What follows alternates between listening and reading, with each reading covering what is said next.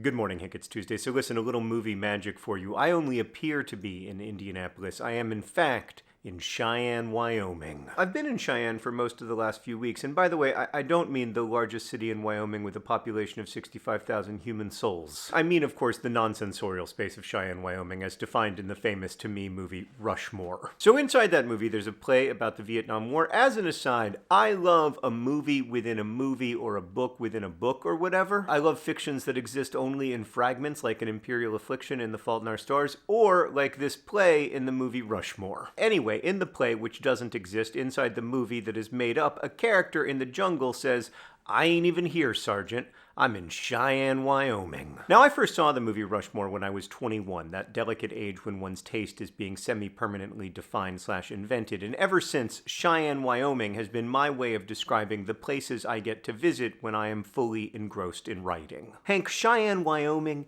is amazing, and I will suffer almost anything to be able to get there. But this time, I find myself thinking differently about why we make art and also who we make it for. But first, a message from our sponsor. Did you know that the Project for Awesome, an annual fundraiser that has raised over $20 million for charity, begins in less than 1 month? And did you know that you can join the matching fund by donating $500 or more at the link in the doobly-doo? And that you can nominate a charity to receive P4A funds by making a video before February 8th, which you can learn more about in the link in the doobly-doo? It's all true! Right, so when I was younger, I thought art existed solely for the audience, or as I used to say constantly, books belong to their readers. Like, as I understood it, the only job of the artist was to make something for others as a gift, and you should, insofar as possible, make it entirely about them and not about you. This is why art is different, for instance, from a journal you keep for yourself. I basically thought that the job of a writer is to create enough space for the reader that they can find consolation and encouragement and whatever else we get from books. But there's a problem with this worldview, of course, which is that I can't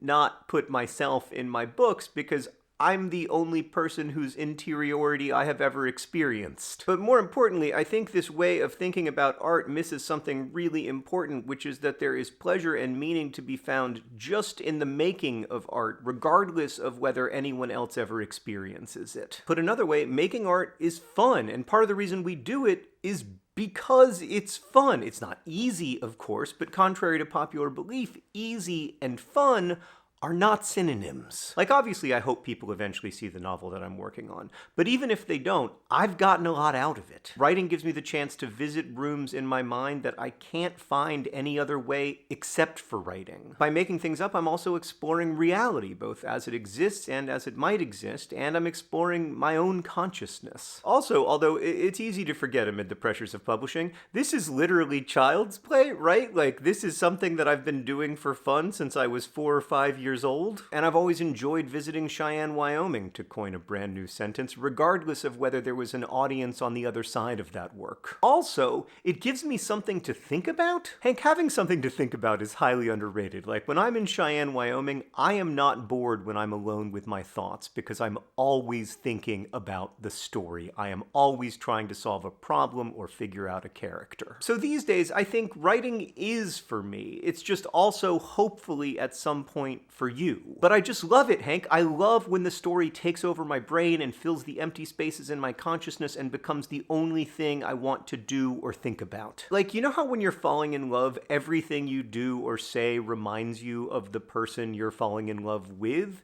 It's kind of like that. Now, of course, it's not easy to get to Cheyenne, Wyoming. I think over the last 10 years, I've made 3 videos about Cheyenne, Wyoming, which is about how often I've been able to visit there. But for me, at least, the feeling is so good that I am willing to work quite hard to get there. So yeah, it's taken me a few years to get back to Cheyenne, Wyoming, but I'll tell you, it's always worth the trip.